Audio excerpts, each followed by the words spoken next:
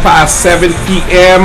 Welcome to one of the 10 best cities in the United States of America. This is the North Miami City Council meeting. Today is Tuesday, August 28th, 2012.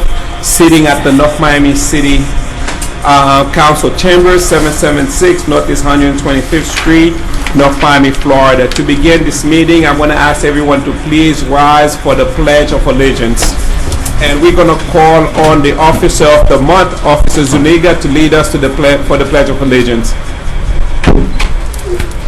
Oh, I apologize, Major. no problem. Mayor, Go ahead. good. Everybody can stand up and put your right hand over your heart, please. And join me. I pledge allegiance to the flag of the United States of America and to the republic for which it stands, one nation, under God, indivisible, with liberty and justice for all. Thank you. Thank you. You may be seated. We are proceeding for the invocation this evening. Do we have Pastor Jack? We have any pastors here? Okay. Okay, we are proceeding. Can we get the city manager to do an invocation for us? The city manager is not here. Do we have any pastors in the house? Anyone that could pray and lead us this evening? Cynthia, can you pray for us now? Okay. Okay. I'll say a brief prayer. All right, thank you. Okay, here he comes. Would you like to say a prayer, City Manager? Sure, please, Mr. Manager. Could I ask everyone to please stand?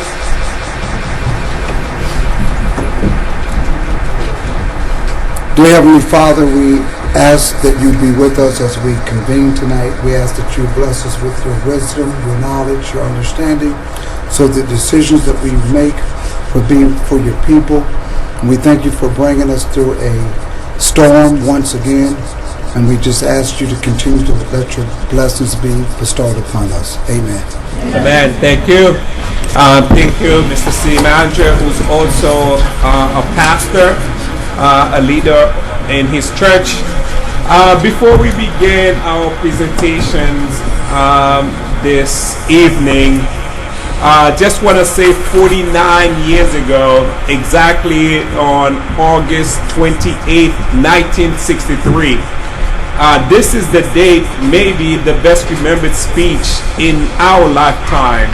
And let me just read a portion of it, mostly the conclusion part of it, that was given by Dr. Martin Luther King on August 28th, 1963.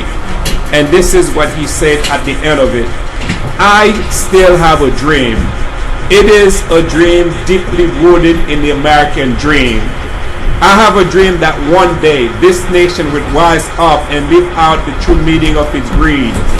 We hold this truth to be self-evident that all men are created equal. I have a dream that one day on the red hills of Georgia, the sons of former slaves and the sons of former slave owners will be able to sit down together at the table of brotherhood. I have a dream that one day even the state of Mississippi, a state sweltering with the heat of injustice, sweltering with the heat of oppression, will be transformed into an oasis of freedom and justice. I have a dream that my 4 little children will one day live in a nation where they will not be judged by the color of their skin, but by the content of their character. I have a dream today. I have a dream that one day down in Alabama, with its vicious racists, with its governor having its lips dripping with the words of interposition and nullification, one day right there in Alabama, little black boys and black girls will be able to join hands with little white boys and white girls as sisters and brothers. I have a dream today. I have a dream that one day every valley shall be exalted and every hill and mountain shall be made low. The rough places will be made plain, and the crooked places will be made straight, and the glory of the Lord shall be revealed, and all the flesh shall see it together. This is on August 28, 1963, which is the famous speech that was given by Dr. Martin Luther King. And today, as I was going through and trying to prepare for this council meeting, I came across that speech again. It's a lengthy speech, but I figure, I'll read part and the conclusion part of this speech that was given in August 20th, 1963. Thank you so much for listening. Ms. City Clerk, would you do roll call? Councilwoman Sterrell. Councilman Galvin. Here. Mayor Pierre. Here. Vice Mayor Marcellus. Here. Councilman Blinn. You have a quorum, sir. Thank you, Ms. City Clerk. Mr. Manager, any additions, deletions, amendments, deferrals to the city agenda? Mayor, in special presentations, our accountant, our auditor, is having some complications in getting here tonight. So we don't know the status of that, so the presentation may be pulled. Okay, no depending problem. on his arrival. I mean, we play it by ears. If he's here on time, then we'll move forward. If not, we'll pull the presentation on our audit, which is financial report, to be made this evening. Any other items? Okay, hearing none, the agenda is set. And under special presentations, we are going to call on Chief of Police, Chief Mark Elias, for special recognition. Chief? Thank you, Mayor. Thank you, Mayor and Council, and good evening, everyone.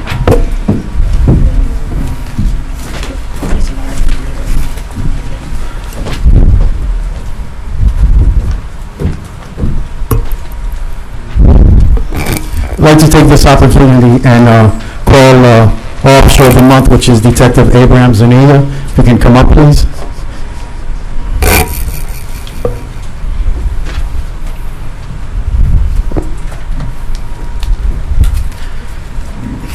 Detective Zuniga, has been with the police department for over 10 years, and he is assigned to our crime suppression team. Just to, let you know a little bit about what our crime suppression team does. It's, and they're all sitting back there. Gentlemen, if you guys don't mind standing up for us, please.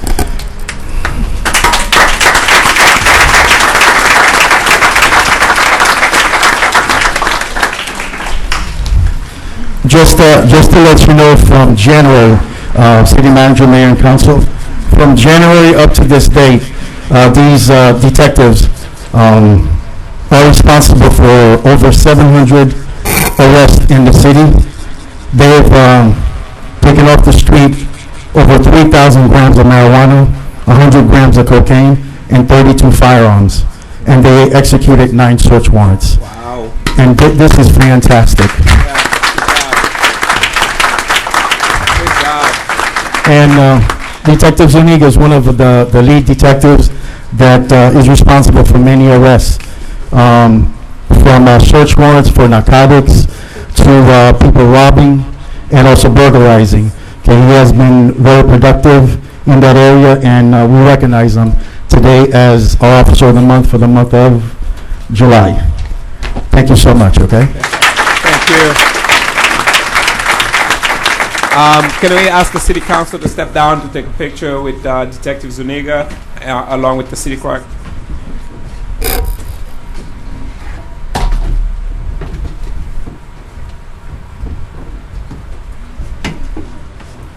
And on behalf of the Mayor and Council, would like to present him with this proclamation, effective today's date, having the city recognize Detective Abraham Zuniga as our Officer of the Month.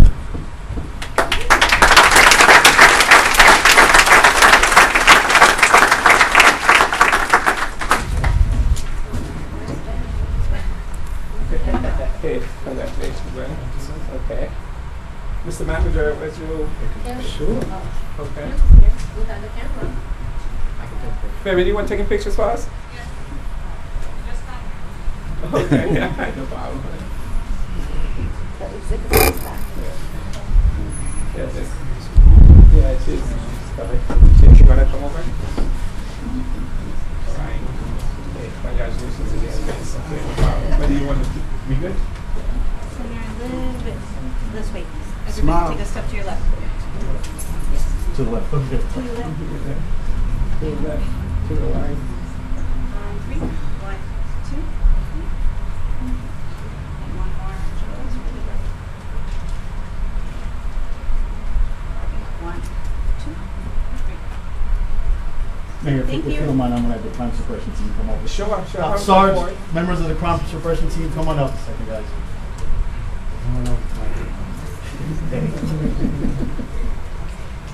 All swap.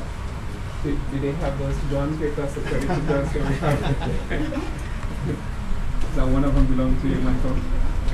No comment. I don't blame you.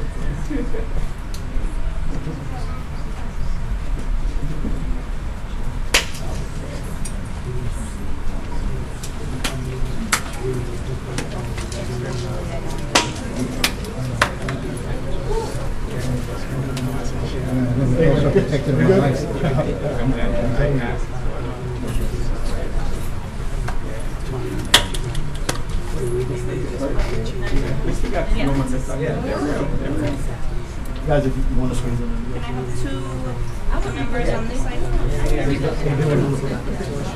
Voice would feel a little lopsided.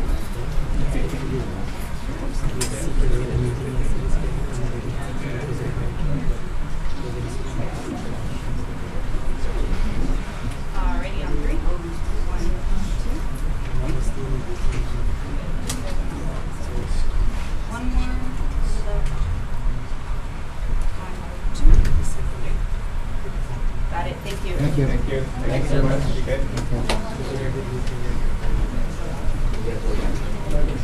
You still do more copy, yes.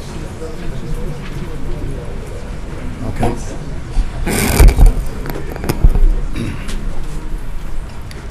This next award, let me say that 2012 has been extremely productive year for the North Miami Police Department.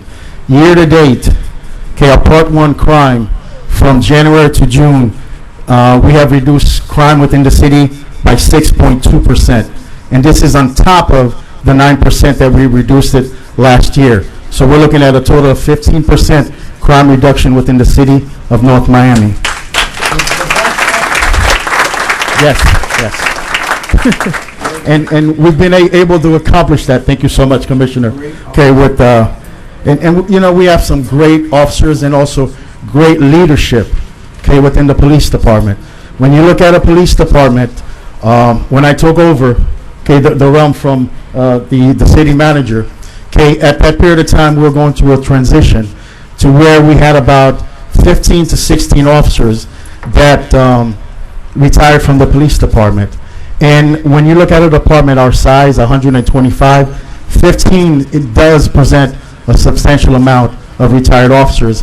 And even though we had that, this is back in January of 2011, I was so lucky to have with me 2 assistant chiefs, which is Assistant Chief Lenny Burgess and also Larry Juriga, that has gone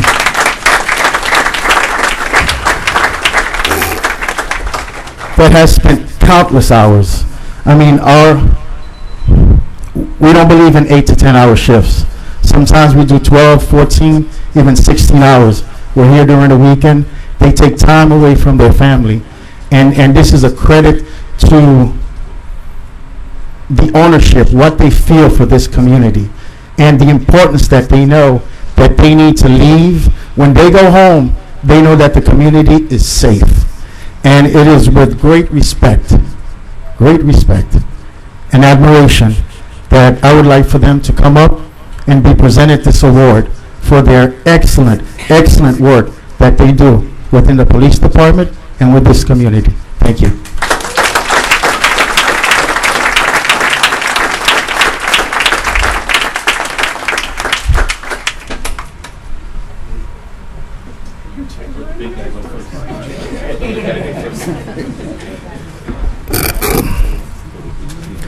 This is one of the highest awards that a police department gives to their members.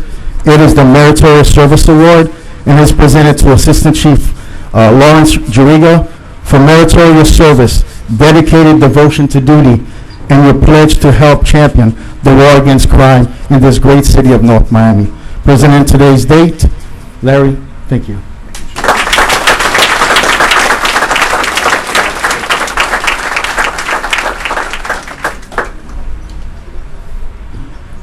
And again, our Meritorious Service Award is presented to Assistant Chief Leonard Burgess. We call him Lenny. Okay. Sorry for the name, okay? For meritorious service, dedicated devotion to duty, and your pledge to help champion the war against crime. President, today's date. Lenny?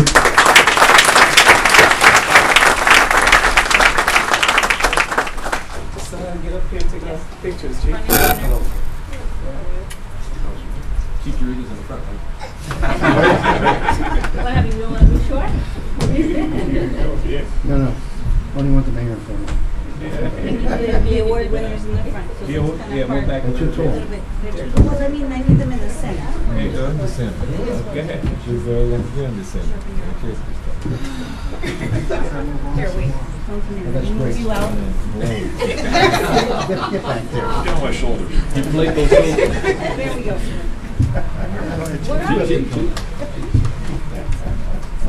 We're a little off center, but I'm gonna go with it. You've always been off center. Ready? 1, 2, 3. And one more for good luck. Just in case that one's 30. 1, 2. Okay. Thank you. Hey, congratulations.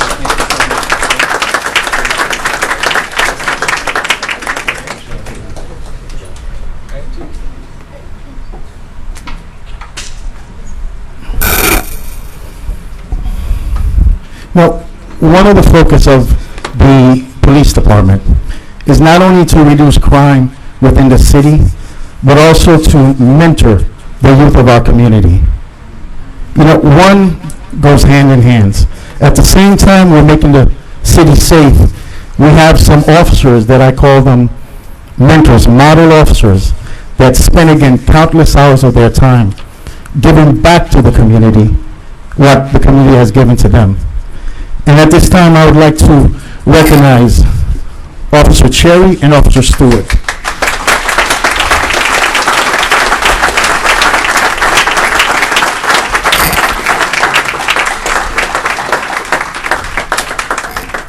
Both officers, Cherry and Stewart, have gone above and beyond the ordinary call of their duty as school resource officers to improve and enhance the department police athletic league, which everybody knows by the name of PAL. The PAL encompasses a wide variety of programs, including an intensive training in boxing. Additional program includes our summer camp, our youth directive council, police explorers, and if you see them back there, if you look and turn around, give them a big hand of applause. These are the kids that are part of our police athletic league. These two officers you have in front of you have served as role models, coaches, teachers, and mentors, and fathers and mothers, because I've seen them in action.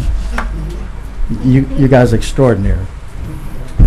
And their achievement, just by seeing, the explorers in the back, just lets you know what they feel in their heart. And understand something. Being a police officer is not all about putting people in jail. It's about serving, loving your community. And these officers right here have demonstrated that over and over again. And I applaud them. Thank you.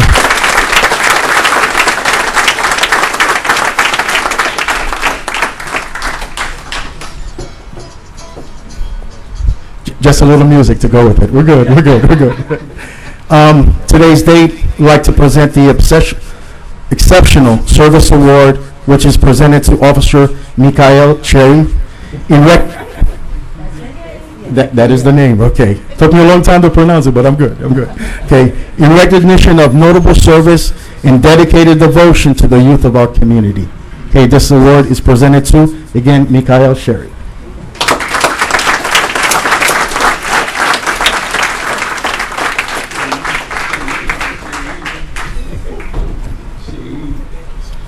I also like to present the Exceptional Service Award to Officer James Stewart in recognition of notable service and dedicated devotion to the youth of our community.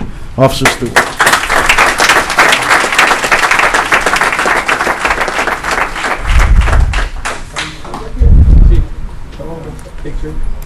I'm going to call two more for the same award. Yeah, please. I'd like this time to call Sergeant Pedro Dominguez. Pete.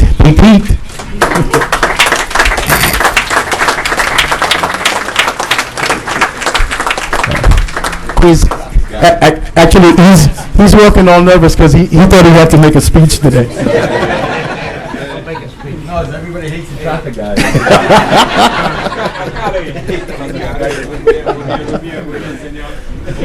Okay.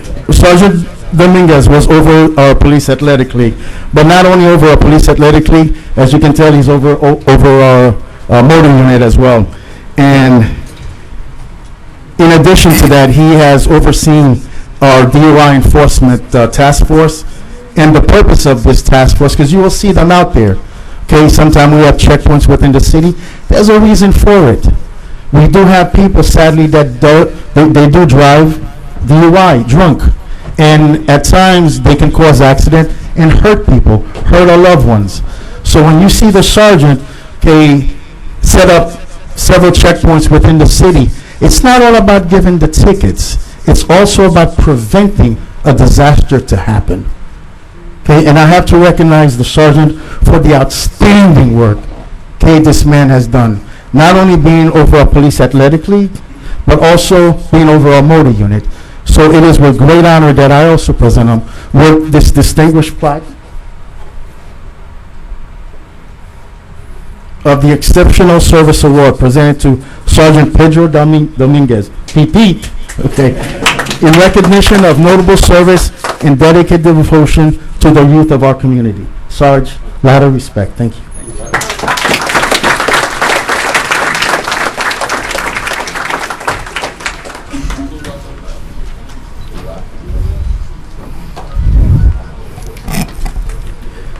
I would also like to take this opportunity to call to your attention to exemplary work performed by Major Frenzia Bria Burden, okay, within the past year.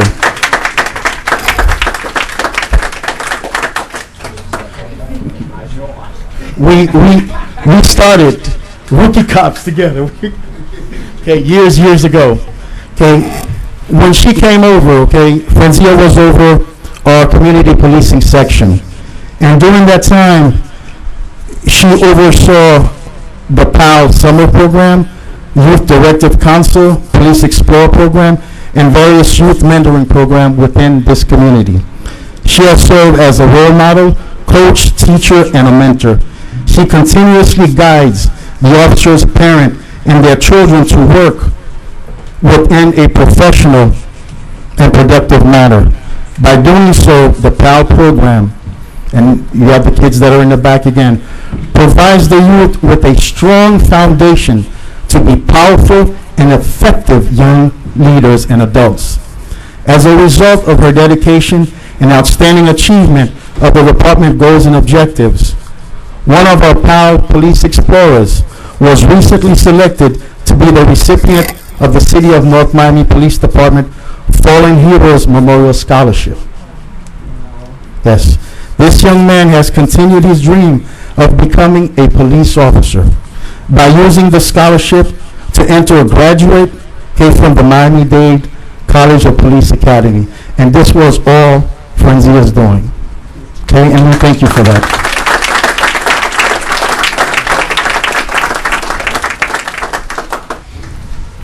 We'll be here all 95 to tell you everything that she does. But let me say this. I've known Frenzia for 25 years. You know, we worked together in Miami Police. We used to work street narcotics, dignitary protection, intelligence, you named it, we worked that unit. And she has never wavered. Even when we would put people in jail or kids in jail, and this is where I learned to respect her more, that she would say, hey Elias, let's swing by McDonald's, grab a burger for them. That tells you about the uniqueness of that person. So, friend, thank you. Thank you, Chief.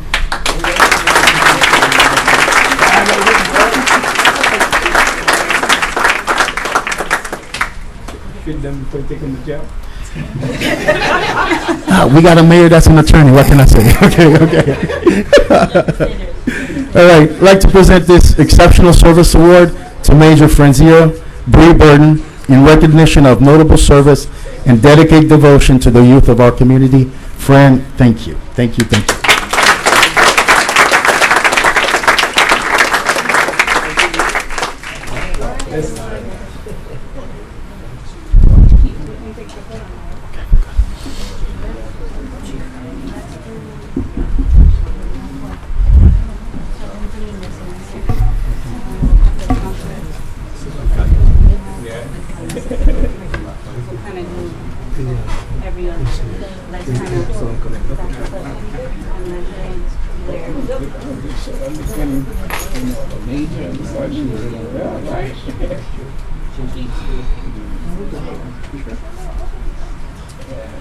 I'm good, right? He also was a sergeant overseas.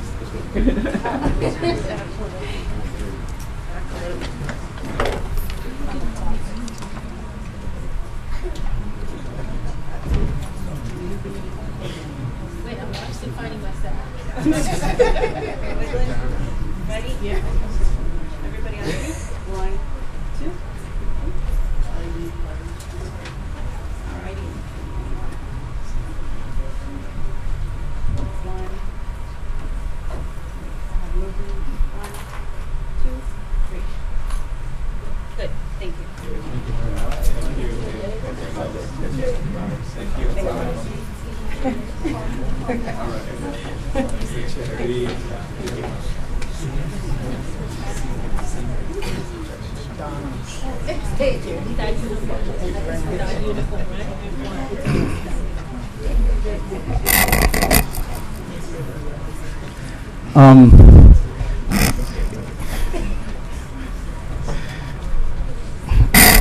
Let me say this. This next plaque is presented to someone that I met when I came to the police department, 2 years ago. And I tend to call her the silent giant. The kind of person that says little, but they get the point across, and that means a lot, and that assists the department in any way that they can. And when it came to the PAL program, whatever we needed, we knew that this resource we can go to this particular person and they will make things happen for us and also guide us in the right direction. So it is with great pleasure that I'd like to present this award, which is another Exceptional Service Award, to Bernadette Toussaint Pierre. Yeah, I know you're surprised. Okay. In recognition of notable service and dedicated devotion to the youth of our community. Thank you. Oh, he's taking the picture. It's a Kodak moment. Yeah, today you're going to be on Facebook. Okay. You gotta get in the picture, man. You see that Kim does that? I think she would. Okay. That's all right. You have your own. All right. Congratulations. Hold on. Ready on 3. 1, 2. Oh, perfect shot. No Facebook moment?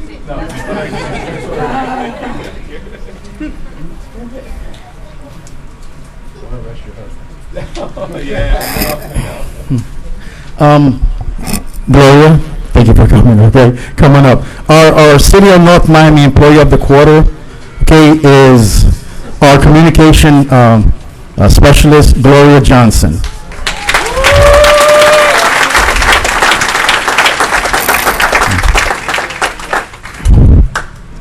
The position of police communication officer requires the ability to successfully manage stressful calls for service while balancing the need and safety of our residents and our police personnel. In addition to this, communication officers must provide assistance and meet the challenging demand of the public with a friendly, helpful, customer service-oriented approach. Our personnel has always been functioning day to day and at times with shortage of staff. In March of this year, there was a transition in supervisors in the communication section. Gloria Johnson, the senior communication officer, was called upon to assist with the operation of the communication section during this period of flux. She accepted this responsibility with a cheerful and positive attitude. Ms. Johnson is credited with providing valuable input in areas of improving this particular section.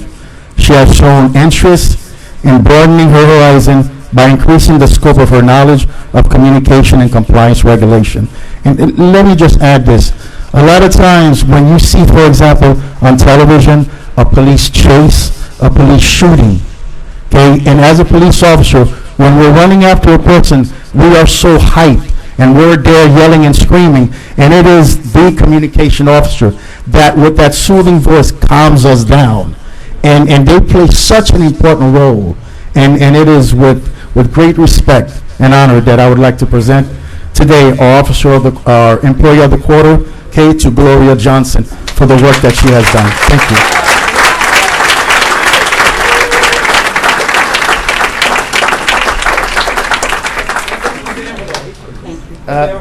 The envelope is coming. It's coming. Okay, congratulations, Johnson.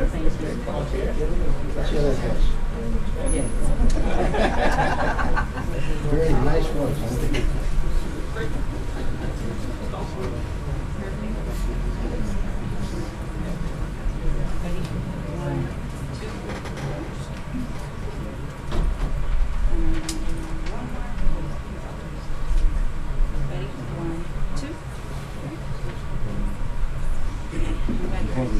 Hey, congratulations, okay? All right, good luck. Okay. You done? Okay, all right. Mayor saying I'm taking too much of your time, okay? I do apologize.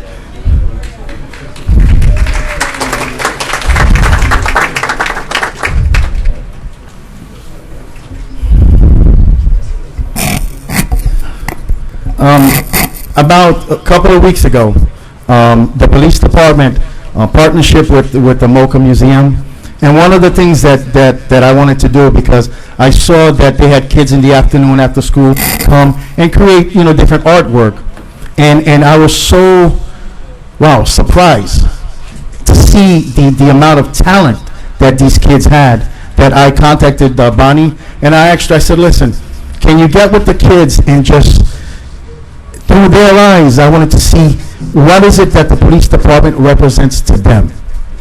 I don't want to tell them, hey, something about crimes or anything like that. Just through their eyes, just to see, what was the work, the product of the work we were doing in reducing crime, and also what is the approach that my officers were doing as far as when they meet kids out there in the community. And,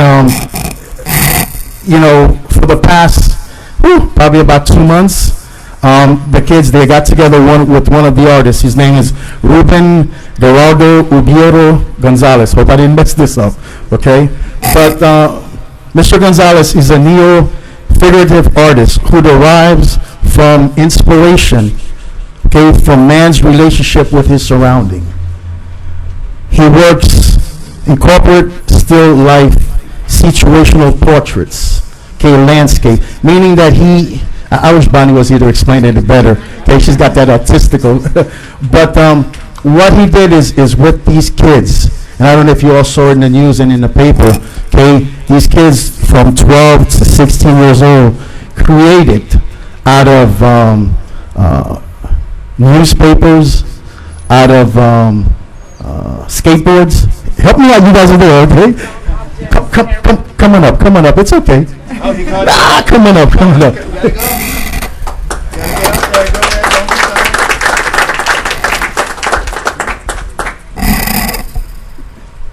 Go ahead, please.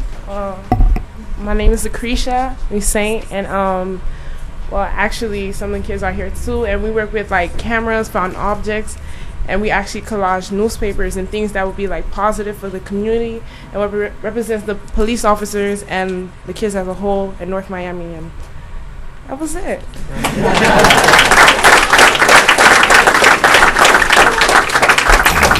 And we know it's a school night, and we do apologize all the kids didn't make it, but the kids that are here, on behalf of the police department, let me tell you, on behalf of the city itself, we'd like to thank you for taking time and really putting this all together. If mommy, your curfew is at 9, your parents can let you stay until 10 tonight, okay?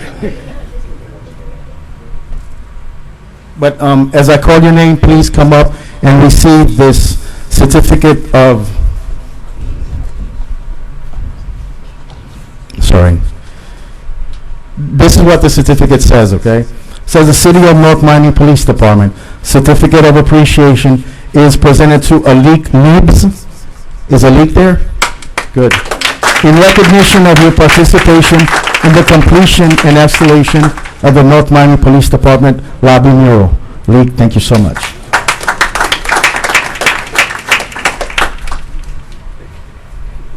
No, don't be shy. You can stay up. You can stay up. He's like, hey, they put me on the spot today, okay? Next person I'd like to recognize Alize Brewery.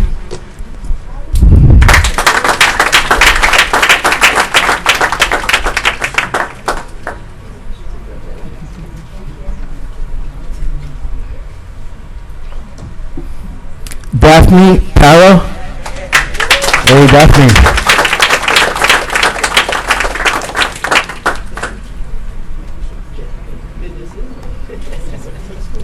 Noah Lee Duram. Noah.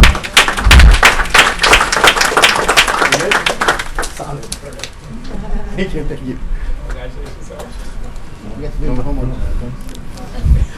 Lakeisha Lucin. All right, Lakeisha.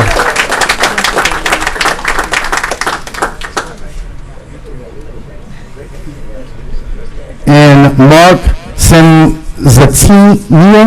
Did I pronounce it correctly? Pronounce it for me. Huh? How do you pronounce it? Senzatinea. All right, we're good. I'm sorry? His mother works here, right? Yes. Would you tell him that? You know, again, thank you so very much, okay, for the work that you guys done for us. Let me come.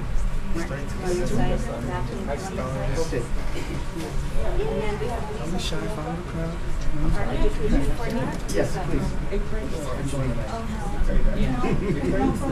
Photo has about them. Okay. Okay. I'm short enough to jump in. Ready? Faces forward. 1, 2, 3. The paparazzi is here. That's exactly paparazzi. That's right. Okay, wait. I have one more. Eyes on me. 1, 2, 3. Thank you. Congratulations.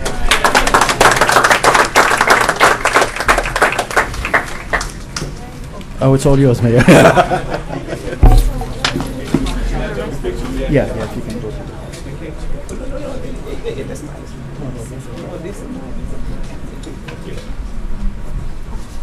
Thank you.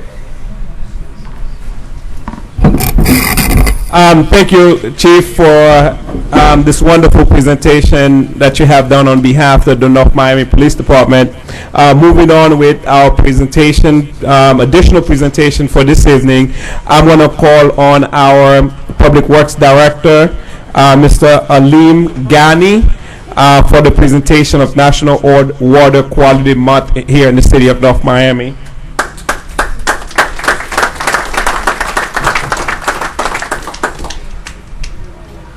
The chief took the proclamation.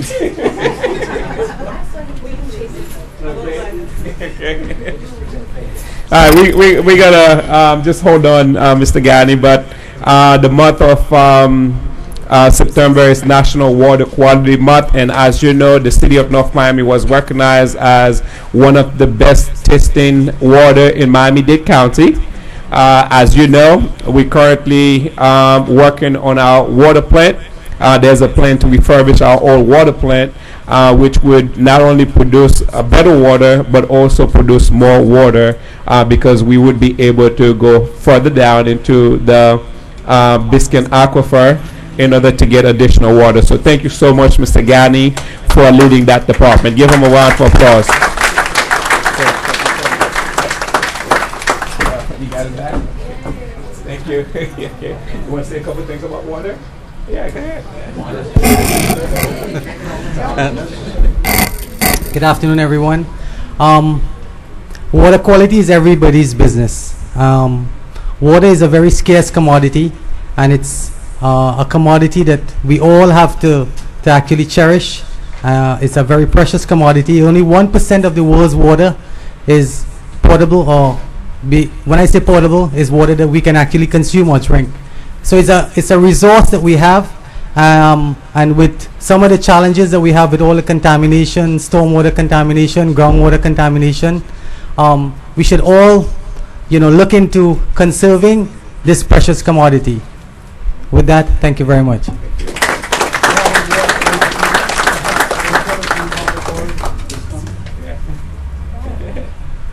We are trying to bottle some of North Miami's best water, and within 3 months, you should have some of North Miami's bottled water.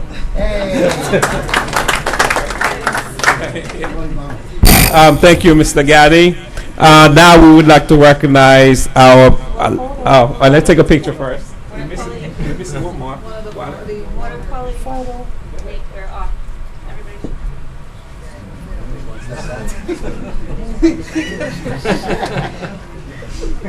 Ready? 1, 2. Good. Thank you. Okay. We're going to call on our library director, Lucia, for the presentation of the Summer Reading Month students that have won that award. Lucia, give her a round of applause, guys. Come on.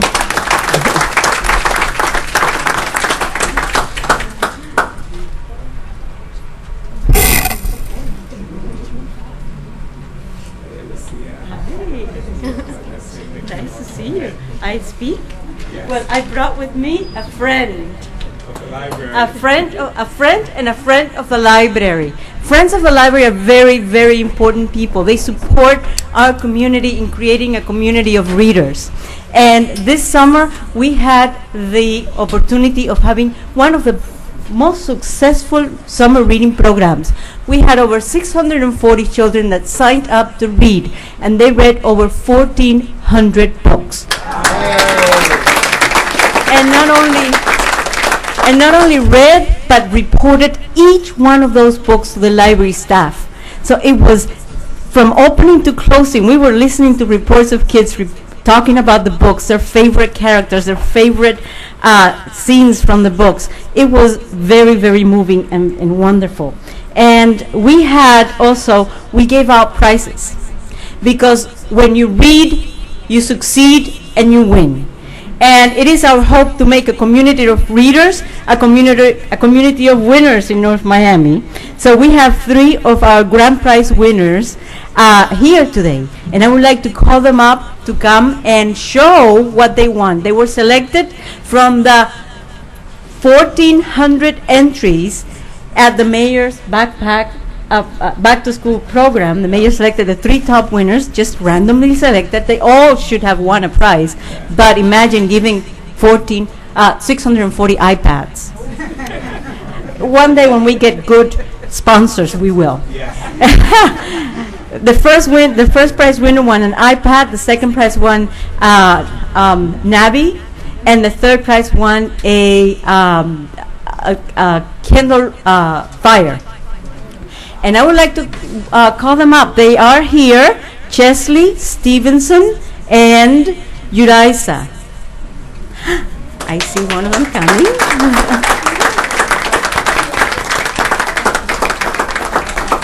Stevenson.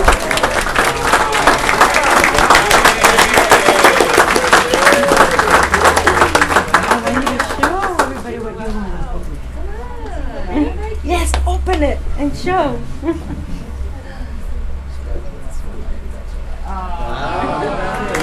This is the second prize. Yeah. Is Stevenson here? Well, only one made it, but that's okay, because they all winners. And I'm very proud of all of them and all the children that read.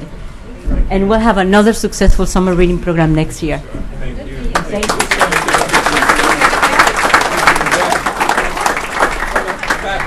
Come take a picture. And the mother. Yes, the mother. And the mother.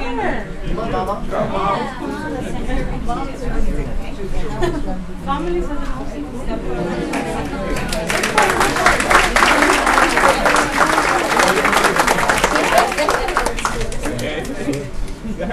Right here. On this side. There you go. Everybody face each other. Ready?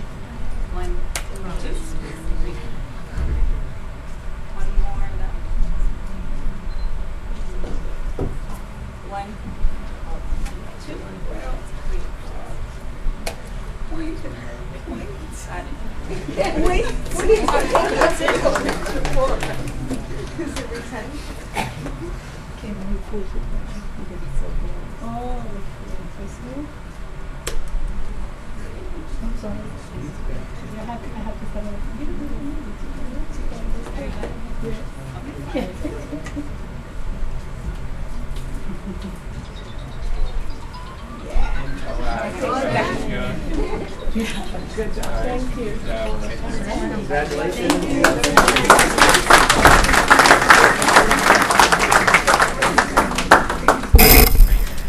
Thank you, Lucia, and congratulations to all of the summer reading program winners.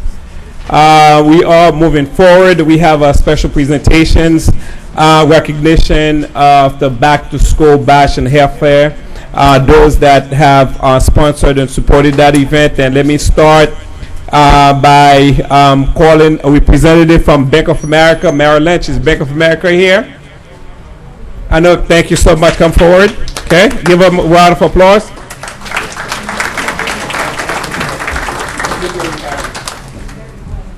Okay. Thank you so much, sir, for supporting me. Just thank you for a second. We're going to call all of you coming. Next one is Mr. Andy Hellinger. Mr. Hellinger, thank you for supporting the Back to School Bash. Thank you. Let's give Mr. Hellinger a round. Huh? Okay. Thank you so much, sir. Appreciate it. Okay. Okay. The next one is Joyeux Coeur. Anybody here from Joyeux Coeur? Thank you so much for supporting the Back to School Bash. I believe. Thank you so much. Okay. The next one is the Mocha Museum. I guess Mrs. Clearwater is out on vacation. Anyone here from the museum? Okay. Okay, take it on behalf of the museum. Do we have the North Miami Rotary Club? North Miami Rotary Club for providing us with so many book bags. And Snapple, of course. Thank you so much for all the drinks. Let's give them a round of applause. Thank you, Snapple. Come forward. Okay. Oh, okay. I didn't see you there. Okay. Okay. Pretty good. Pretty good. Okay. Thank you. Thank you.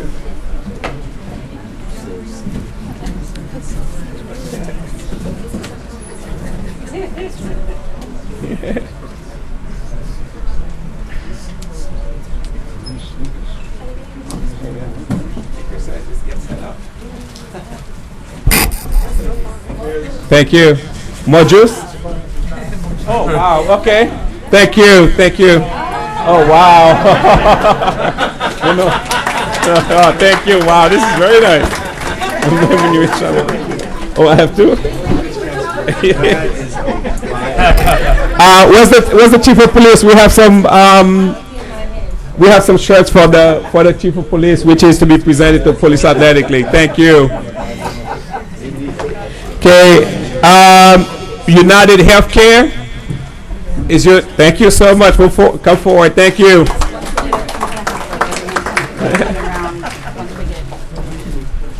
I'll wait till.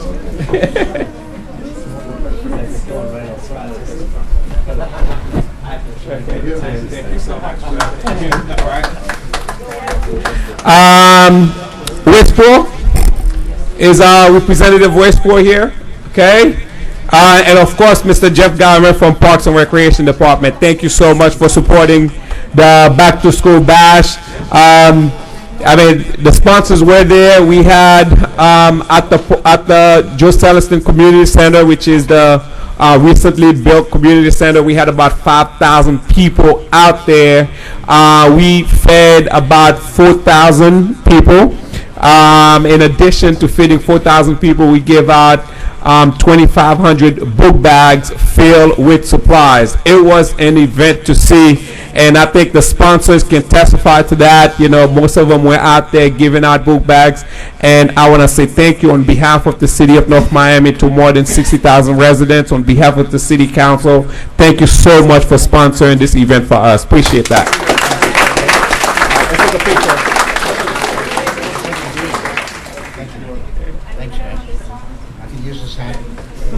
Scare my wife at night. Are we good?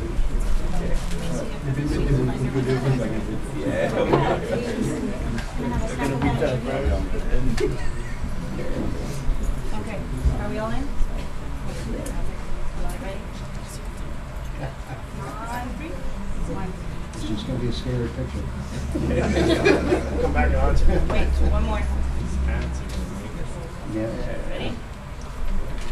Everybody forward. 1, 2, 3. One more. Thank you, guys.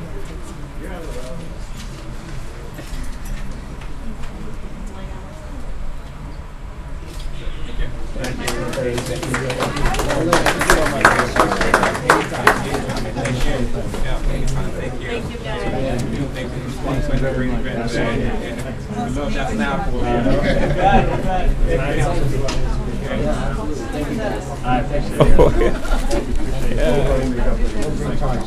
Okay.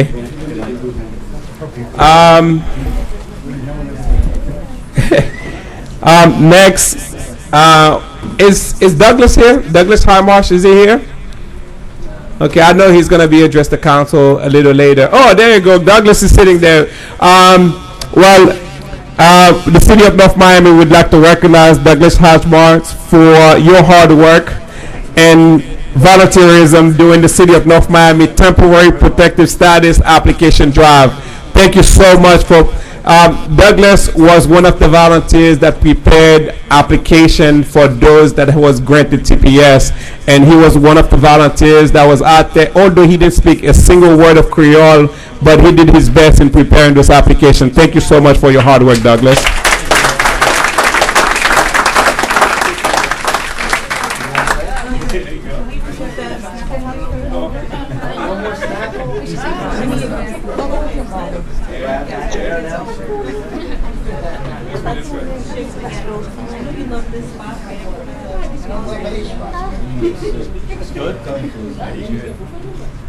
Alrighty. Faces forward. Councilman Flynn. Thank you. 1, 2, 3.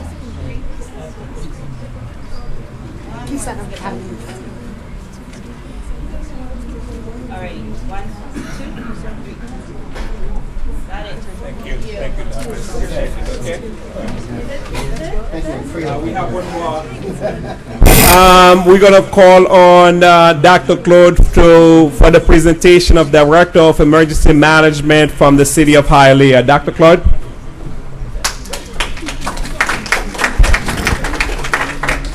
Thank you, Mr. Mayor. Tonight we have with us Mr. Joe Caragol. Mr. Joe Caragol from the City of Hialeah is a full-time emergency manager from the City of Hialeah, and he came on July 31st. We have 100 employees. He not only designed our hurricane mock exercise, but he administered it for 3 hours with 100 staff helping us to get prepared to respond to any hurricane. Mr. Caragol, would you please come forward and accept the certificate from the mayor?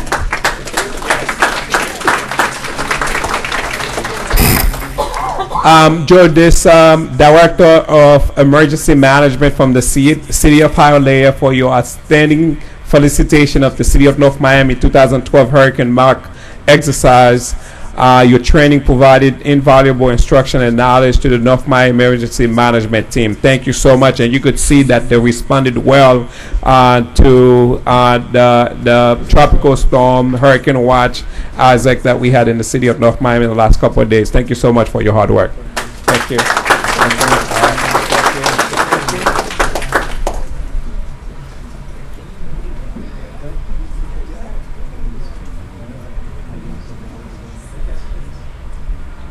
Okay, we're gonna move everybody forward. Thank you, Renee. 1, 2.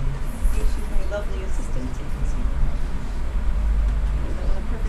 Okay, good. Okay. Joe, thank you so much. Okay, you know you have TPS, so you could come up here at any time, okay? All right.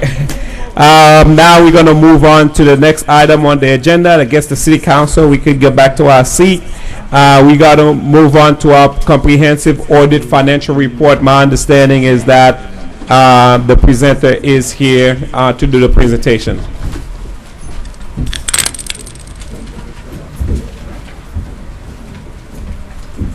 Mayor and Council, as Mr. Rod Harvey comes forward, I just want to say that in them doing this presentation, they have worked very hard in providing a good audit. Staff has worked very hard.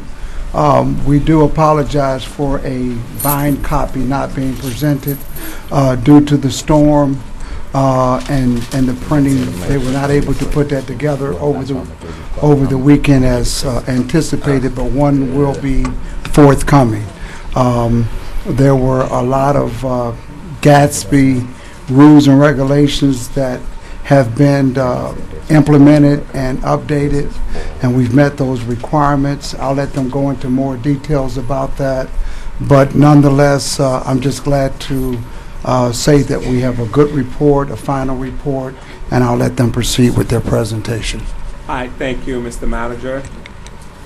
Good day, Mayor, council members, city manager, city attorney, city clerk, Roderick Harvey with the audit firm of Harvey, Covington & Thomas, the audit firm of record. Also, I have with me my senior auditor, which is Harold Anderson, who was very diligent with working with us on the audit for the year ended September 30, 2011. Also, we have the finance director and also his consultant, Tanya Davis. I want to spend some time going through the financial statements. Please remember we are flashing back to September 30, 2011. The outline for this afternoon, can you guys see it on the screen yet? Okay. The outline, we will talk about the audit opinion. We will go over a financial summary. We'll look at a comparison. Where were we as of September 30, 2010, compared to where did we end September 30, 2011. And then we will also talk about or end with the management letter comments. We'll look at those comments from prior year, in that case being September 30, 2010, and then we'll also look at current year findings. For the year ended September 30, 2011, we issued an unqualified opinion or a clean opinion, or it means that based on our audits of records, our audits of compliance, all areas were materially correct. One of the things that was of significant importance this year was some changes to the overall guidance. So for example, we had a change if you were to look at numbers in your 2010 CAFR as compared to some numbers or title in your 11 CAFR, you would see some changes. So I want to spend just a little time because it was a significant time taker issue that we use today. So throughout the course of this audit. So I want to talk a little bit about GASB 54 because I think it's important that we kind of give a top level. Based on the GASB 54, which is implemented for this year, there are several new categories in the equity section. So for example, you have non-expendable items, You also have restricted items. Restricted items are items that can only be spent for a specific purpose as stipulated by a constitution, by external sources, or by enabling legislation. You have committed funds, and this is in the equity section once again, which can only be used for a specific purpose as determined by a formal action of a government's highest level decision-making body, which would be the council. Assigned funds, which are intended to be used by the government for a specific purpose, but do not meet the criteria for classification as restricted or committed. So you're designating them, but you can change that designation. And then unassigned funds, which are really the residual classification for any funds that we may have. So it is a difference that you will see in your equity section, and a difference in vocabulary that you will hear me speak now versus when I spoke as it relates to the audit for September 3010. So I wanted to spend a few minutes and just make you aware of that one GASB change. So now specifics as it relates to September 30, 2011. When we look at the general fund, we see total fund balance of $386,000, unassigned fund balance $328,000. Looking at the total governmental funds, total fund balance $37.5 million, and then our proprietary funds as relates to our enterprise or business type funds, total net assets $58.9 million. Now, one of the most important statements to any business or anybody is what do we bring in, and then how do we expend. So we're going to spend some time looking at the statement of revenues, expenditures, and changes in fund body, looking at how did we perform for the fiscal year ended September 30, 2011. So when we look at general fund, which is our largest fund, revenues in the general fund, $44.1 million. The general fund makes up 75% of all of the governmental funds. How did we expend? What did we expend? Well, in the general fund, we expended $42.6 million, which represents 71%. Based on that level of revenue coming in and expenditures, we had an increase in fund balance of 1.2 or rounded 1.3 million. When you look at the full scope of all our governmental funds, total revenues $58.5 million, total expenditures $60.1, which gives us a change in fund balance of a negative $2.791 million. Proprietary funds. Remember, once again, these are our business type or enterprise type funds. Operating revenues $32.2 million. Non-operating revenues $424,000. Operating expenses $29.9 or rounded $30 million in expenses. And then we have a positive change in net assets of $2.7 million as it relates to our proprietary funds for the year ended. The comparison, and I always think this is good to kind of just show where were we as compared to where did we end for the same time period. And so we'll run through it. Fund balance, where did we end in 2010? 39.8, and then fund balance as relates to the current year, 37.5. Income comparison for the period 2010, September 30, 2010, $60 million, as compared to income for 11, $58.5. How do we do as it relates to expenses? In the fiscal year 2010, we expended $65.7. Same time period, September 30, 2011, $60.1.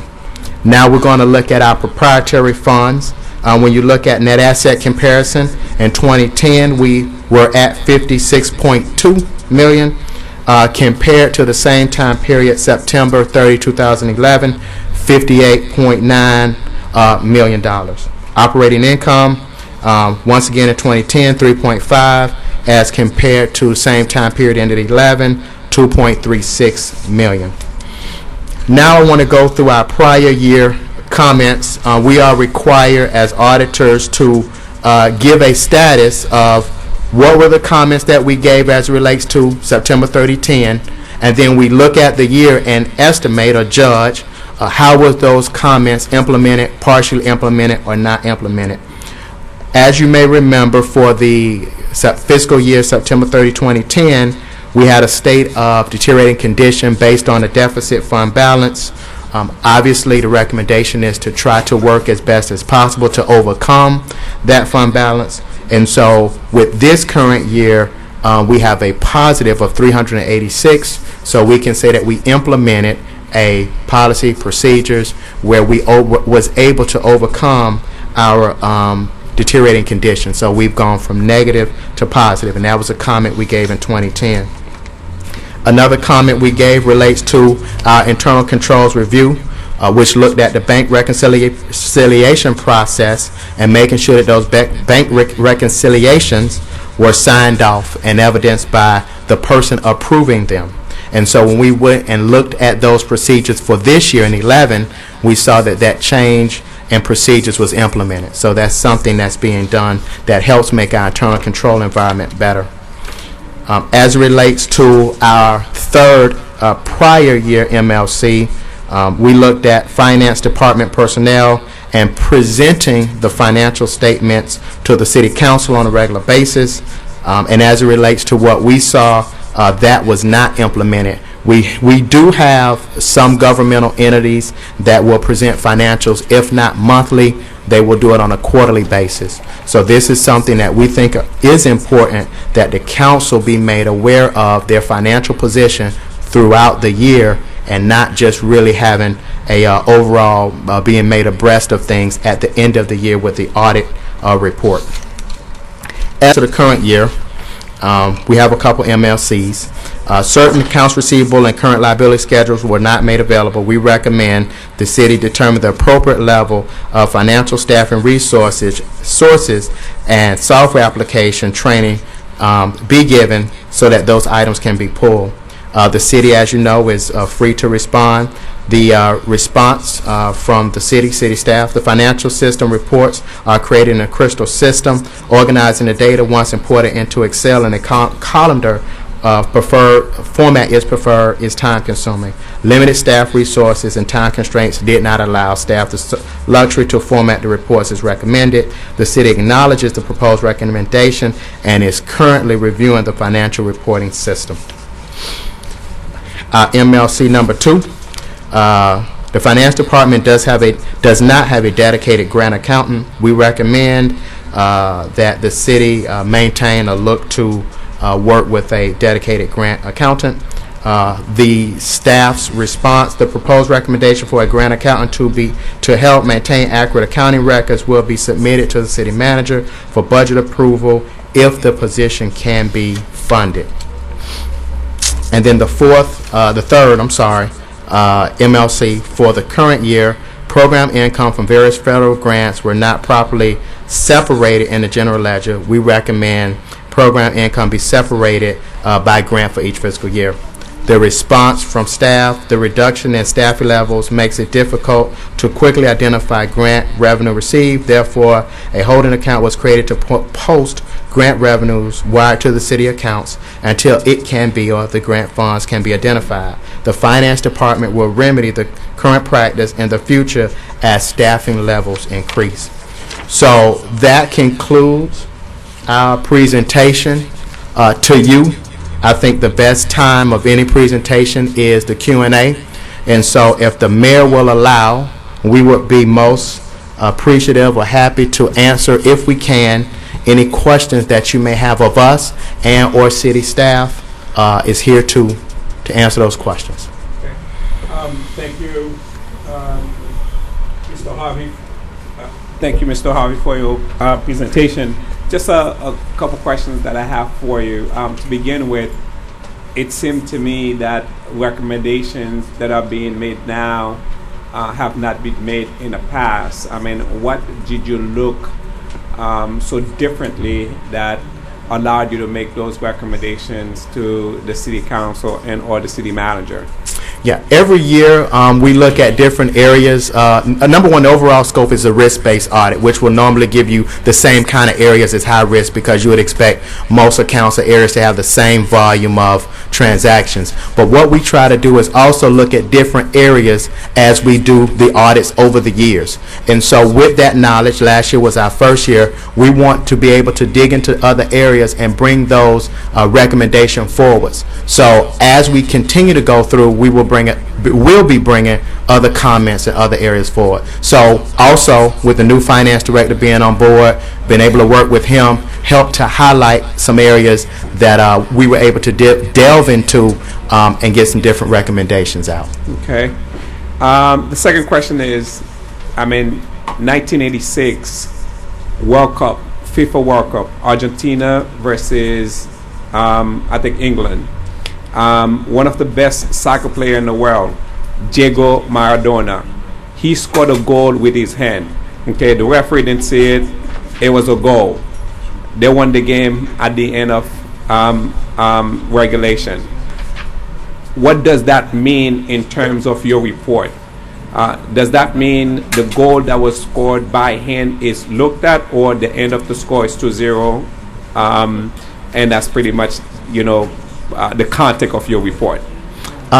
Based on your sports analogy, I would hope that what we've done this year is on a broader context and would include things that may not be seen by the camera's lens or by the referee. So what we really want to do second year in is look at those things, those areas that may not be in the normal bandwidth. And so based on our procedures, once again, based on having Vernon here, new city staff, I believe we were able to look at a wider bandwidth and be able to delve deeper into some areas. Okay, thank you. Councilman Gavin, any questions? Thank you, Mr. Mayor. When will we be able to get a copy of the audit to preview? I understand you didn't have it ready for us tonight, but I'm going to let Vernon answer that question. We are currently working with the consultant. We're trying to put it together so we can make sure by, I say, at least Friday, it will be binded and fully presentable for you. you can even staple mine. Okay, we will. Mr. Harvey, is there anything that we should be concerned about? Any red flags that came up during your audit? No, I think overall we had a good solid audit. So I think as of what we saw, everything is fine. So I don't think it's any red flags that should keep you up at night. Any that should make me lose appetite over dinner? No, sir. All right, thank you, Mr. Mayor. That's all. Councilwoman Sarah? Thank you, Mr. Mayor. I really don't have any questions for the auditor, except that thank you very much for your hard work. And it's good to know that last year we were in deficit, but this year we have a surplus. So good job, Mr. Finance Director. Okay. Thank you. Thank you, Councilman Glenn. Did we have a deficit of $2 million last year? The overall deficit, as I remember it, was 609,000 and some odd number is what comes to my mind. And that was as you look over the whole fund. So in a certain fund, we might have had $2 million, but when you look over all funds, the number that comes to my mind is 609,000. No, our deficit last year was $609,000. Say again? The microphone. Turn your microphone on. Oh, I'm sorry. The overall deficit last year was $609,000. As I remember it, I don't have a 2010 CAFR in front of me, but I think my memory is pretty okay. I'm here. Right. And that has since disappeared. Correct. We were able to turn that to we just got above the line, but $386,000 positive for the current year, September 30, 2011. And on top of that, we have $17.5 million. Absolutely. Coming your way. So we have almost an $18 million anti-deficit. Thank you. Yes, sir. Thanks so much. Thank you, Vice Mayor. Yeah, I might say thank you, guys. Great job. Job well done. Thank you. Mr. Manager? Yes, Mayor and Council, and I just want to say in regards to the recommendations, Mr. Paul is working on a not an annual report, but a strategic management plan. Encompassed in that, we will be providing council with a quarterly report effective October the 1st. So every quarter, you will be getting a financial report as stated, and we will be working on the grant accounting.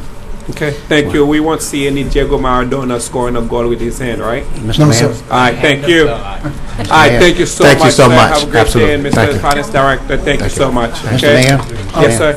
Mr. Johnson, what is our current surplus?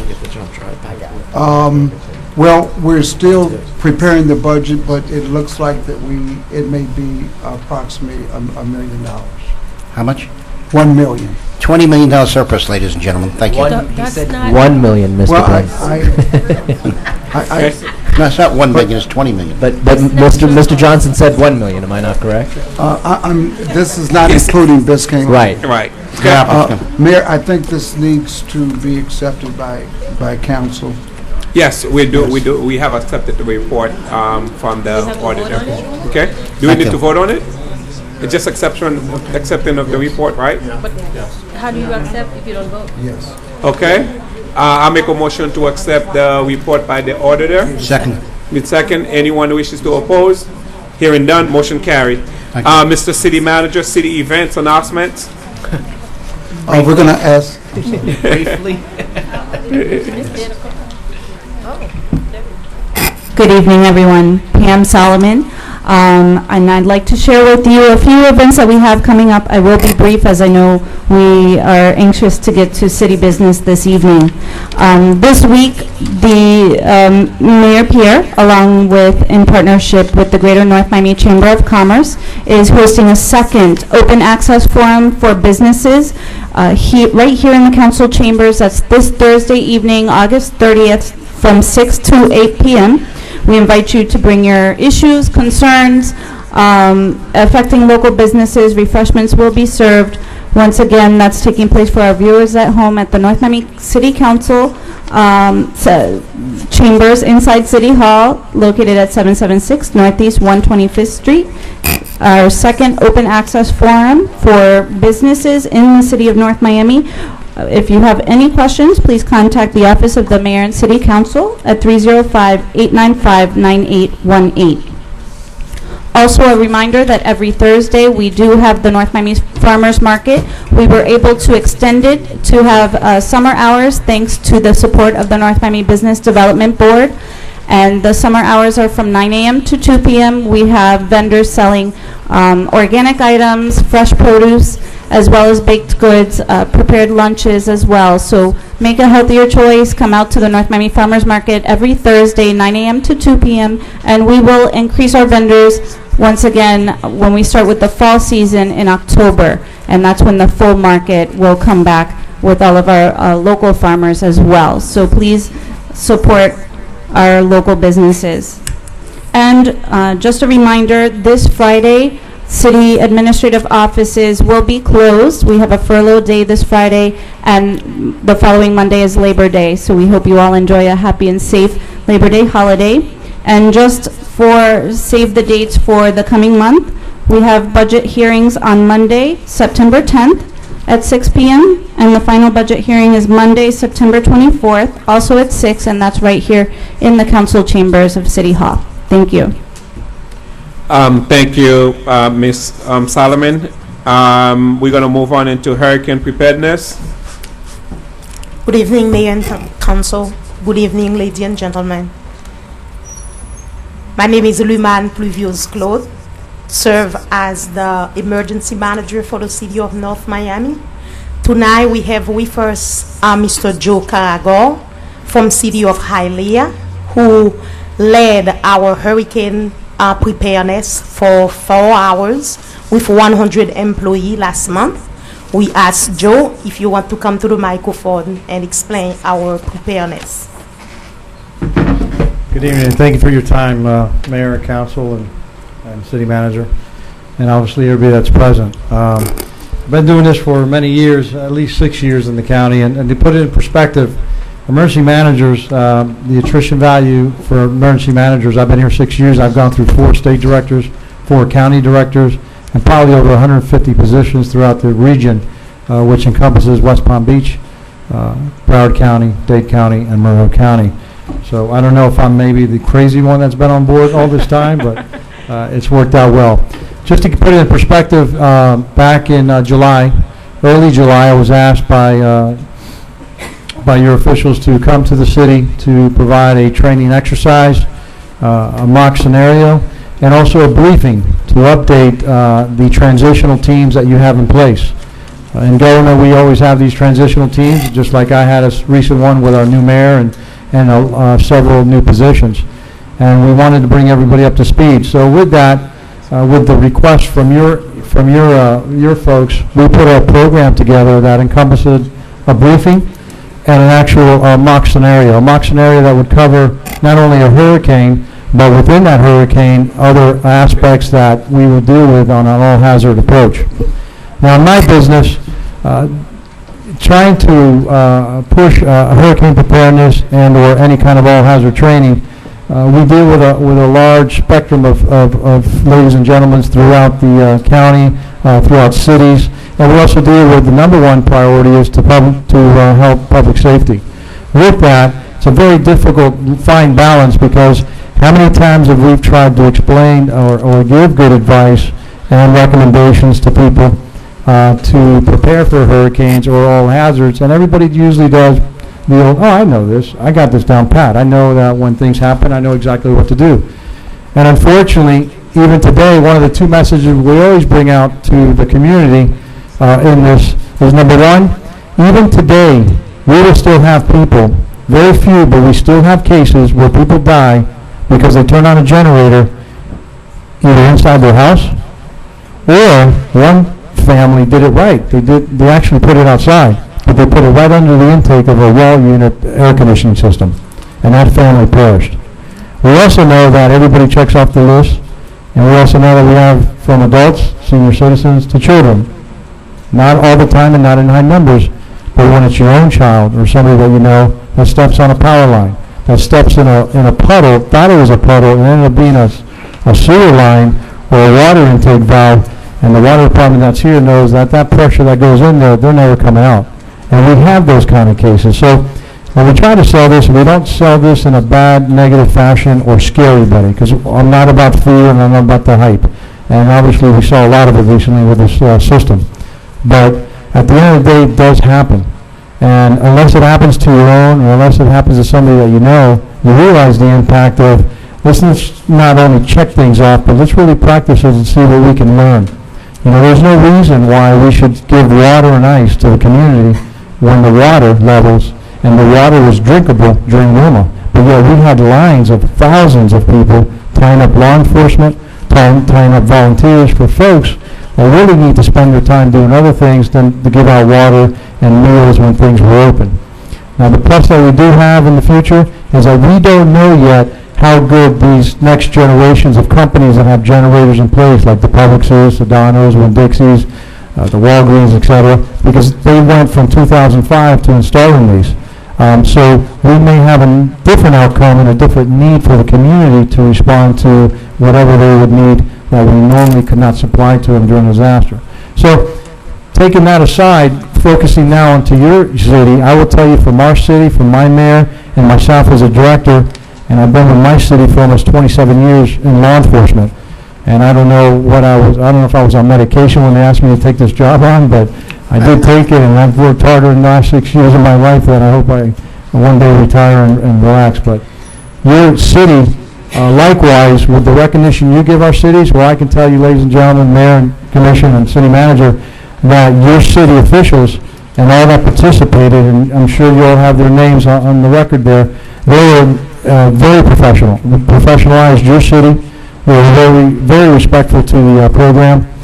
And in this business in emergency management, how many times have you known, and we personally know, where people sat at the table and said, oh, here we go again. Oh, yeah, whatever. But yet, in this environment, coordination is easy. We can put people at the table. But what we saw with the city of North Miami was not only the coordination, but the collaboration, where people actually rolled up their sleeves, checked their egos at the door, and everybody worked. Your city manager, as an exemplary city manager, showed up. If you don't have leadership behind emergency management, what will happen? This is exactly what's going to happen. If you have storms that were impending like Isaac, which ended up being more of probably a good drill for everybody, but at the same time, the outcome of that storm, regardless of what it would have done, And ironically, we were probably better next to the eye in this one than from the tail end of it, because the keys fared well in this situation because it was so disorganized. But at the same time, the outcome was not going to be catastrophic in this. And what we need to do as city officials is keep in check and keep control of the overreaction, but we don't want anybody to underreact.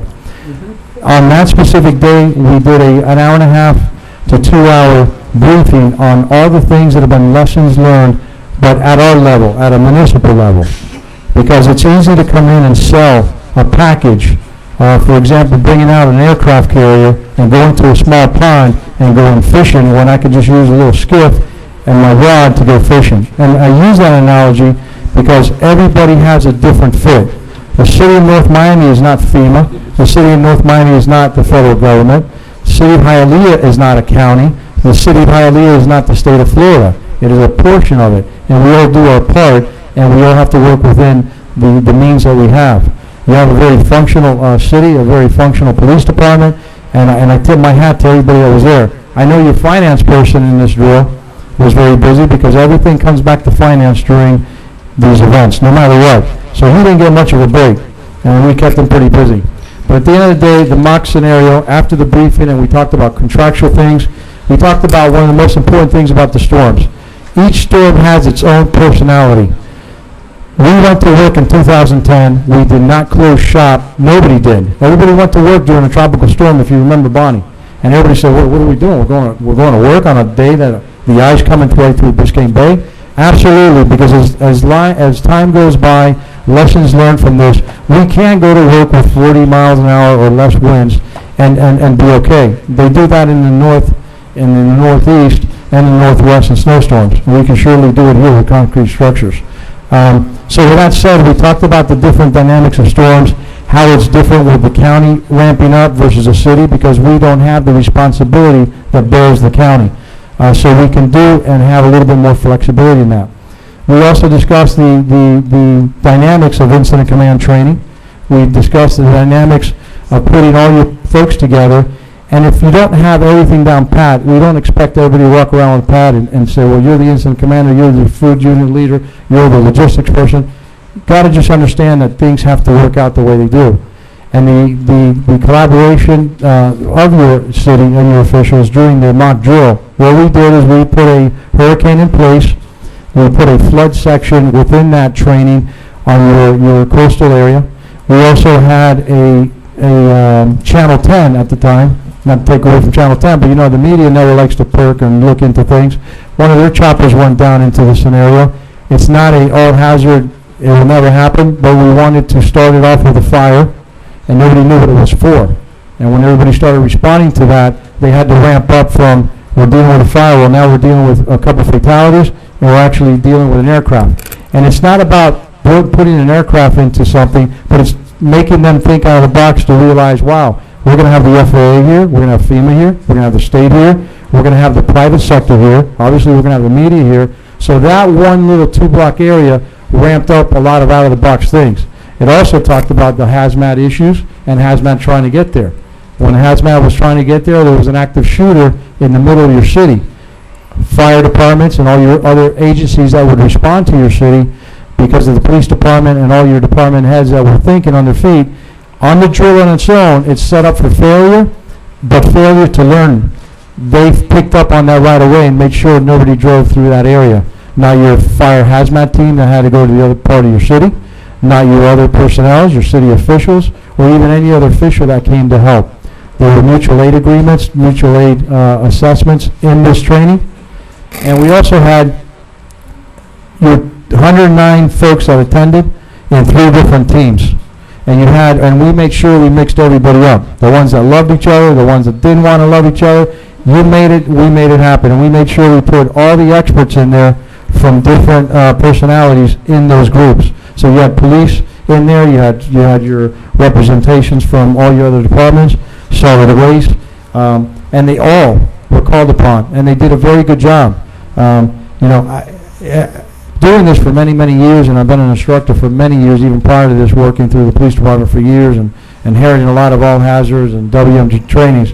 I can tell you that everybody stepped up to the plate. It rotated, so nobody was left untouched. Everybody had to step up to the plate, and they did a very good job, and they were very professional.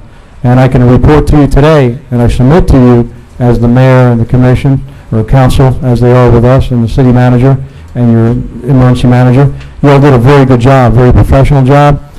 And the benefit of that was the timing, because you just recently had a storm.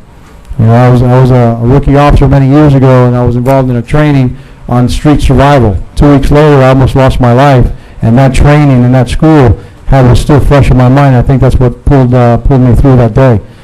So I can tell you that was a good thing. And I also, on behalf of our mayor and our department, we thank you for even inviting us and putting us at your level to be part of the team. Because everybody here are directors, or assistant managers, or managers, and command staff. They know what they're doing. It's just updating some of the things that we've been able to learn, because we do this full time. So on behalf of our city, again, I appreciate, I recognize some of the people that were there from the police departments and from the other departments, and I really thank you. And you know, as the citizens of North Miami, you should be proud, because this training didn't catch them off guard. They were in tune. They were very in tune. So if there's any questions, I'm here for that. If not, kudos and congratulations. Thank you.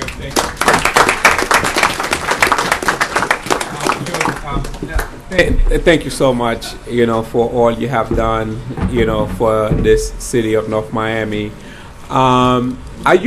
Is your city the only city in Miami-Dade County with a full-time director of emergency? Because, I mean, I kept getting reports from your city, you know, keeping us up to date with what's going on in the county. And it seemed like, you know, the city of Hialeah is like, you know, 20 years ahead of other cities in the county. Are the other cities have a full-time department dedicated to make sure that you take care of your city when it comes to emergencies? As you know, there's 7 divisionals, I believe, in the county, where you have your main cities working with other cities. As a full-time program, the city of Miami Beach, uniquely, Hialeah, I think, is unique in the sense that as a director, I have full reign as a director of the city, and I report only to the mayor. If I was working for North Miami, it would be the city manager, because that's our CEO for our city. Miami Beach has a full-time emergency manager who came from the Miami Beach Police Department. His structure is a little different, because he has a layer that goes through the fire chief, but he reports to the city manager. But when things get ramped up, there's a lot of interaction with those disciplines. City of Homestead went to a full-time emergency manager. He retired, and they contracted him back. The other cities played part-time roles, but we have built a partnership. Not that we had reached out, but like your cities on our network, we've been by request of other cities over the years to be built into this network. And as the goodwill that we provide to everybody for the past 6 years, that's how we've been able to grow. But there are certain contacts throughout the county and the region that we can reach out to. But yes, the answer to your question, I believe there's 3, and I believe that's going to be the trend. And there's only one reason for it. You know, a lot of people think that after a hurricane, it's like, well, what does an emergency manager do after a hurricane season? Well, there's a lot to do yearly, and by having your folks in place full-time, it's not about what they'll bring to the city, but what they, as far as internal, but what they will bring is, I can't afford as a city or a big company during an emergency to find out that for the first time I'm going to meet Bob or Jimmy or Susie, first time face-to-face. Because what happens in this business, we know, and you all know in this business, it's never happened before where somebody gives you your word and they never come through. And then when they're on the front page of the paper, they run through the back door and they won't even support what they said. So as an emergency manager, you're able to shave all those issues out of the way as time goes on, because you're going to know who's going to step up to the plate or not. That's who you need to know. Because when things are bad and critical, you need to have those yeses and nos. You need to get those resources right away. And if you know that Bob's not going to come through during a regular day or doesn't have the authority, you're surely not going to reach out to him or her during the worst times that your city may face. The full-time program also allows you to open the doors where you can implement new ideas constantly, because you're engaging and building a collaborative network, not a coordination. Because I can bring everybody to the table and I could just sit there and roll my thumbs, or I can get everybody to collaborate, and that's the difference between having a full-time program and a part-time program. In the future, when things go wrong, there probably will be more liability issues because emergency management now is becoming more the forefront on a lot of things. It is one of the few jobs that crosses every discipline all the time. It's almost as a city manager, but it's just dealing with emergencies. And it is a benefit for any city to do that because when you have 9 people trying to make decisions and you don't have a full-time program to make that decision, that's when you call upon them. We're like an insurance policy. When you need us, we're there. Well, we're not, it's like, yeah, they're in the corner doing nothing. But they do a lot of work. So that is the trend, but it is a big benefit to you, yes. Yeah, but I mean, in addition to, what you're doing, securing and making sure that your city is safe and providing information to your residents, it looks like, you do that to a lot of other cities around the county. I mean, although you are here with us, I just got a report, I guess, from your city, basically saying that Hurricane Isaac just makes landfall in southeast Louisiana with winds near 80 miles per hour. So, I mean, not only that you are, full-time emergency manager for your city, but you're also helping other residents, throughout the county and other places and giving them information that they really need just in case. I mean, some of us could have family in southeast Louisiana, and we could tell them, hey, let me call to find out what's going on there. So I really appreciate what you do, and not just to the city of Hialeah. And say hello to your mayor for me. I will do so. Mr. Mayor. All right. Any other questions? Sure. Go ahead. No. While you're on the subject, I just personally like to thank the City of North Miami staff for the great job that they did in terms of the tropical storm Isaac. I know that while most of us were home sleeping or taking care of our family members, buying groceries, but we actually have staff. Dr. Claude, staff from Public Works, Park, Police Department, and many other departments. We're actually here at City Hall calling 5 o'clock in the morning, at City Hall 6 o'clock in the morning since Sunday morning. So I had the chance to stop by 4 o'clock. I see city staff were all over the place, and most of us were still home enjoying a good time with our family, but they didn't have a chance to stay home. And again, ladies and gentlemen, on behalf of my constituent, my district, and my family, thank you very much for a job well done, and thank God that we were not affected by the tropical storm. Thank you, Mr. Mayor. Oh, I mean, I concur 100%. I mean, I was here, the city manager, the Dr. Claude, along with her staff, they all were here. The chief of police, I think, spent the night at the police department, making sure that, we secure our city, making sure that all the residents, were safe. I mean, we went through the storm with no incident at all. I mean, this is something to congratulate the city manager for, bringing his team into place to secure our city. And thank you so much again. And I concur with Councilwoman Stereo regarding her comment about how the city handled Tropical Storm Isaiah. Thank you so much, sir. Thank you very much. Okay. Thank you. Good night. Okay, good night. Okay, Joe. Okay. Next on the item, can I get a motion to approve the consent agenda? Mr. Mayor, just Yes. before you move it, I have item, if I remember which item it was, I think it's item... You have item D. D. I Feeding. don't want to pull it out. I don't mind to leave it in there, but I know Anthea from Feeding South Florida is here. I'd like to give her a courtesy 2 minutes just to make a short presentation about, or talk about Feeding South Florida. Okay, sure. Can we have her come forward to share? Okay. Mayor, the Yes. city projects was on there. Oh. If it's Can we- okay, we like to postpone that till the next meeting. Okay. I second But that. I will say that the one project update I like to give is that 2 bus shelters have been installed. I saw them down there installing the bus shelters on 125th Street. Yes, that's right. So we just wanted to leave. Oh, thank you. 3 years later. Thank you, Ms. Calloway. Yes. I remember after I got elected, we've been talking about these bus shelters that President Obama gave us $500,000 to install. This is since January 2009, okay? Since the money been sitting there for us to install bus shelters in the city of North Miami. We had the county officials here in the city every single year. And finally, although, we had the rainy season, but You know, I mean, it's still around. Thank you so much, Mr. Manager. I saw them installing the bus. I have it on my report.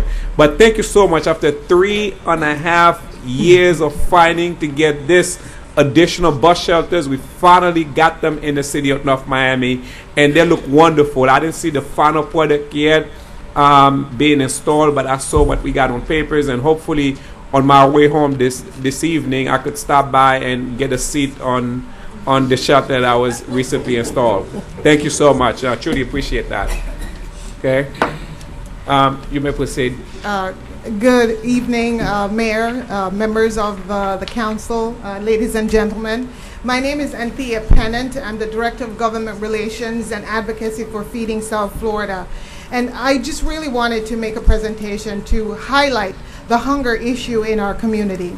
For so long, hunger has been like the best kept secret. Nobody believes that hunger exists in our community. In fact, they think it's simply that of the homeless man or woman on the street, when the reality is every single day we have children who are in schools and they are struggling. Their families are struggling to provide food for them. Many of our Title I schools, the kids go to school, they have access to breakfast, lunch, and maybe when they get home, they'll have dinner. Many of them on the weekends have nothing to eat. I promise you, with school opening this past week, many of these kids are happy to be back in school because without having access to the food that they get at school, they really are hungry every single day.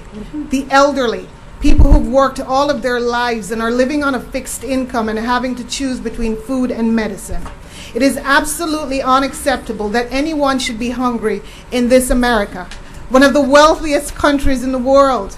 Yet every single day we have about 20% of the food that is produced in this country going to waste while people are hungry. And so my goal is across our 4-county service area from Palm Beach all the way to the Keys. I'm meeting with elected officials. I'm making presentations before commission to raise the profile of hunger in our community. It really needs to be a public policy initiative. And the celebration is we can do something about hunger. No one really has to be hungry in this day and age. Feeding South Florida has the capacity, along with our partners, to do a better job. We provide food to a network of nearly 400 other nonprofits. And with those nonprofits, last year we distributed 30 million pounds of food. I want to say that again, 30 million pounds of food. Wow. This is food that would ordinarily go to waste. So there's an opportunity for us to do a better job. For every dollar that is donated to Feeding South Florida, we can provide 7 pounds of food and grocery products. That is the equivalent of 5 meals. So the celebration is for us to do more. Volunteering with nonprofit organizations that are in existence to help feed those who are hungry. Last year we had 16,000 volunteers come through our doors, and it is because of that that we're able to keep our administrative costs really low. 98 cents of every dollar goes directly to providing food. We need to get more people to donate food to those who are in need. Organize food drives. I was really inspired by your police chief, so I'm going to send a message to him. I'm sure if anyone can do something about organizing a food drive, he certainly can. Make a financial donation. Go to the Feeding South Florida website and make a financial donation and find out the different ways that you can get involved to help feed those who are hungry. One of the things that we do at Feeding South Florida is we do mobile pantry distributions where we're going into communities that are considered food desert, where there are no supermarkets within a 2 to 3 mile radius. And we're providing fresh fruits and vegetables to families who are in need. And believe it or not, and I've witnessed this time and time again, hundreds line up just to get a box of food. Just to get a box of food. Recently we had a mobile pantry distribution and there was an elderly lady waiting from 5 a.m. in the morning just simply to get a box of food at 1:30 in the afternoon. So many of our neighbors are hungry, and I implore you to help us do the work that we can do to help feed those who are hungry. Hunger relief is possible. It's possible in your community. Thank you. Thank you. Thank you very much. Thank you for the wonderful presentation. You know, up here you're probably preaching to the choir, except for one millionaire who's sitting to my left. You know, we all know about, you know, being hungry and understanding what, you know, people that are Hungary and being a partner with Feeding South Florida, and we truly appreciate that the city of North Miami is passing this resolution to make sure that we partner up with Hunger Relief for the residents of the city of North Miami and to provide a better community. Thank you so much for your presentation. Thank you, Councilwoman. Anytime. Thank you. Thank you. Thank you so Okay. much, Mayor. Thank you, Sure. everyone. All right. Okay. Okay. Can I get a motion to approve? Move. Okay, I second it. And anyone wishes to record or no? Hearing done. Consent agenda has been passed. Just briefly, just want to let people know that in the history of the North Miami Police Department, there had been 3 officers that were killed in the line of duty, and we have proposed to designate Northeast 7th Avenue from 121st Street to 125th Street to be known as Sergeant Stephen Bauer, Leonard Hodge, and Carl Meadows Boulevard in the city of North Miami. And thank you so much, members of the City Council, for supporting the redesignation of Northeast 7th Avenue, which is well deserved from these officers who have lost their lives in the police in the city of North Miami. And Chief, we have provided, I guess Dr. Claude will work quickly to provide the signage to get that done here in the city of North Miami. And also there was a proposed resolution recognizing the Miami-Dade County Commission on Ethics and Public Trust effort to proclaim October 12, 2012 to be Ethical Governance Day in the city of North Miami. I sponsored a resolution which is passed by this city council to continue to be Ethical Governance Day in the city of North Miami.